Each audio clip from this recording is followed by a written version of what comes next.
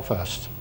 Bernie White, our match referee, gets things underway, and Tim Mack of Team USA, the skipper, is alongside me. He promises he's going to be completely unbiased during this match, but if you hear any go Tonys, you'll know where it's coming from. Yeah, I apologize from the get-go, out of the gate, but nice to be here again, Nick, and nice to be affiliated with the event. And here's a guy that you know all about, of course, Tim. Torgersen to get this match underway with a strike. He has this lane in his basement. I think he has the same lane in his basement. He's unbelievably successful on this lane all the time. And this a real test for the quiet man on your team, and a real good guy as well by all accounts, Tony Manna, going head-to-head against Torgersen, because when Torgersen gets on, he's unplayable. Yeah, this Tony's got an unbelievable concentration level, and you would never know that he's got a deep fire inside, but this guy knows how to win, and that's why he's here. A bit heavy on the head pin and could have left himself a split there, but no great damage done. Yeah, a bit fortunate there. The lane's really starting to break down in the middle lane, as you see Tony's classic style. Good push away, gets unbelievable leverage at the line. Never ever off balance. You'll never see Tony off balance. You see the reaction of the bowling ball going through the head pin because the lights and all the balls that we've thrown already on in the matches really breaking the lane down.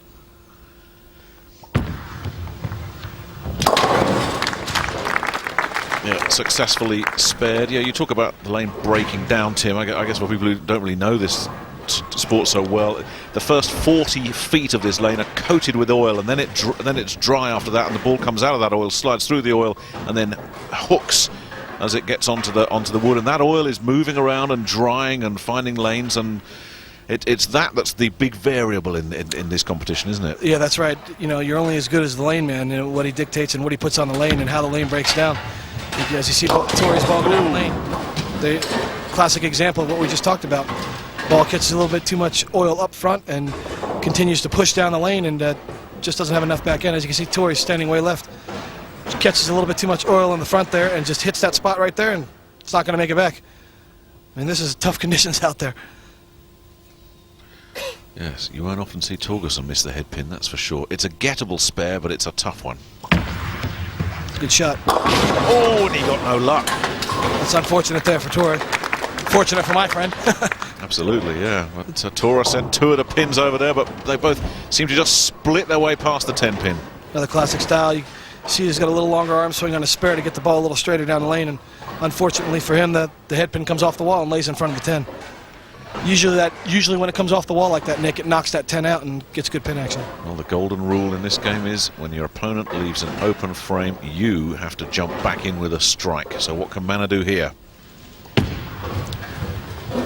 How about that? Great shot from Tony there. You can see both players, Nick, playing the extreme left part of the lane because the lights and the breakdown of the lane are really starting to affect how the ball reacts. And just a fantastic execution there from Tony. Makes the move off the first frame, probably moves his feet a little bit left. Slaps the 10 out of there, and, you know, good result. Puts its pressure back on Tori early here in the match.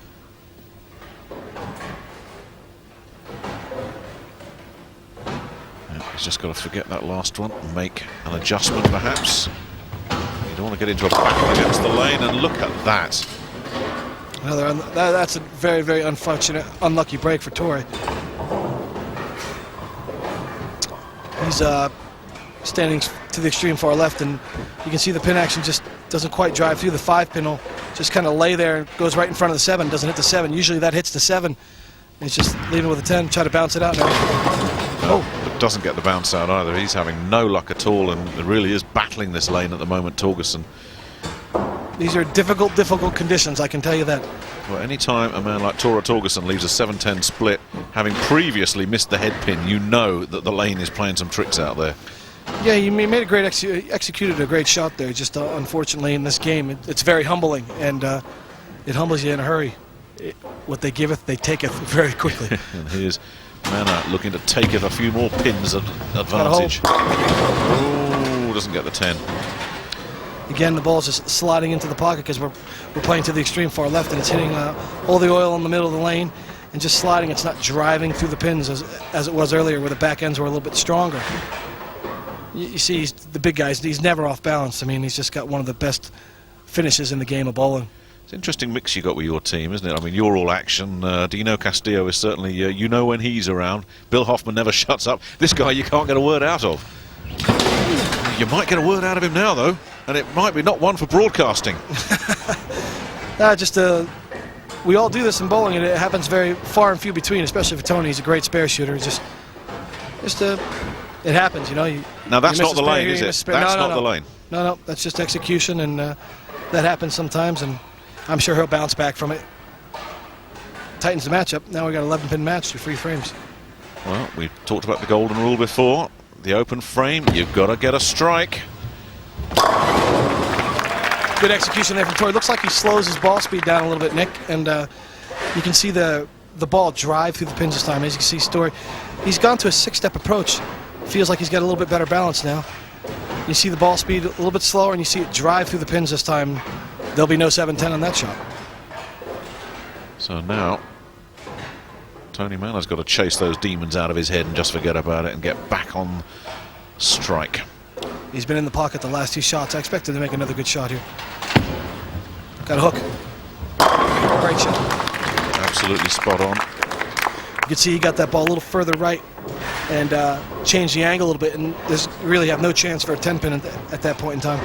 I do want to go back to that question I asked you earlier after we've seen Tora's shot, how the team dynamic works. You know, that some of you guys are real firecrackers. Tony's really quiet, but let's take a look at another guy who he's not a screamer and a shouter, but he's a presence as well, isn't he, Torgersen? Yeah, you see the intensity is written all over his body. You see it on his face. He never throws a shot when he's not prepared, and you know, that's a testament to his greatness. Look how wide he was on that one. There it goes. Oh, he's got the strike. The slow motion strike. Yeah, the wiggle on the 8-pin. He's slowed his ball speed down. You can see. It's classic style. He's obviously slowed his ball speed around, and you can see the angle the ball is making in the back of the lane. It's labor and labor and labor, but the pin action, because he slowed his ball speed down, changes the angle in the back of the lane. It's able to knock the pins over. So here's the quiet one. Yeah, we got a great mix on our team. We got a bunch of guys that really know how to get along good together and perform well together. And he's our quiet guy. Great Quiet, shot from Tony. but well respected as well, I would guess. Without a doubt. I mean, the guy's had great success everywhere around the world. He's won in Egypt. He's won in South America. He's won everything in America. And we got in this match. Not much in this Weber Cup. USA leading 3-2 in the early stages. First to 18 wins the Weber Cup in this Ryder Cup of 10-pin bowling. Torgersen looking for 3 in a row. Turkey, as it's known, he's on the head pin, but he gets the strike. Another great shot. You can see he made the adjustment from the 3rd frame when he's 7-10. He's slowed his ball speed down a little bit. He's changed his angle a little bit, and you can see the result. Get a great look of Torrey over the shoulders here, playing the extreme inside angle, and he's got to be happy with that. There's Lasse. Great player himself. I mean, the European team has bumped up its ability this year. They're a little bit stronger than they have been in the past, and it's going to be a heck of a battle this week. Here's Manna, who's in a heck of a battle himself right now, and he gets a strike as well. He's only had one bad ball, but how expensive was it? Strike for strike right now is as long as they keep striking out, Tony's going to win. He's got 258, 247. So as long as Torrey continues to strike, Tony has to match him, and as long as they match him, that's good for me, because I can sit up here in the booth and watch us catch another point. Yeah. I'd go back to that open frame where Tony just missed that one, though. If he'd got that, it would have really given him a bit of a cushion. 11 pins is no cushion against Torgersen, who can string strikes together like you would not believe. He's got great balance. You can see. I can tell you the one thing about Torrey. I've been bowling with him for many years. He's one of my best friends in the world, and when his balance is on like it is right now, that's when he's really at his best. He gets a extreme level of confidence that just you can see it exudes off his face. Well, here's but another this guy fella. here, yeah, there's no lack of confidence here, I can tell you. We saw this last year. A very mentally tough Tony Manna. Fantastic player, one of the best out there. Well, he was very heavy on the head pin there, full on, and he's got what he deserved, I'm afraid. Yeah, ball hooked up early, right in the track area, we call it, and you can see Tony's inside, playing the inside angle, playing very similar to Torrey's angle. He gets to that spot right there and just dives. I mean, it's touchy out there. It is touch and go out on that lane right now. Both these guys seem to be bowling very wide to me, Tim, or is that my imagination? You know, the lead foot is ending up parallel with the gutter as Tony tries to get the chip over and doesn't get it. Yeah, that was a mistake there. You want to try to get the 2 pins there and keep the wood close. And he lost his count there. And that has changed things around significantly. Yeah, it puts Torrey in the driver's seat right now. He can really put the heat on with a strike here. These are the money frames in bowling. This is what we call the money frames, the 8th, 9th, and 10th. This is where so many things happen in our game, which makes it the greatest game in the world to be part of. 4 in a row. Is this the 5-bagger for Torgersen? He's in there like swimwear. Another great shot from Torrey, great balance. And when you give guys like Torrey and even Tony, even though he's at a couple open frames, you give those guys a chance to capitalize on something. You won't see these guys miss too many times. Just saw there on that replay, he's getting so wide now, Torrey. His lead foot is actually beyond the gutter. Yeah. And Tony's getting pretty wide as well. Look at this. Watch out in the front row, boys. Yeah. Great shot from Tony. You'd expect that. I mean, the guy's a great player. Comes back, gives himself a chance. All you got to do in this game is give yourself a chance. All you want to have to do is have ball in hand and have a chance to win.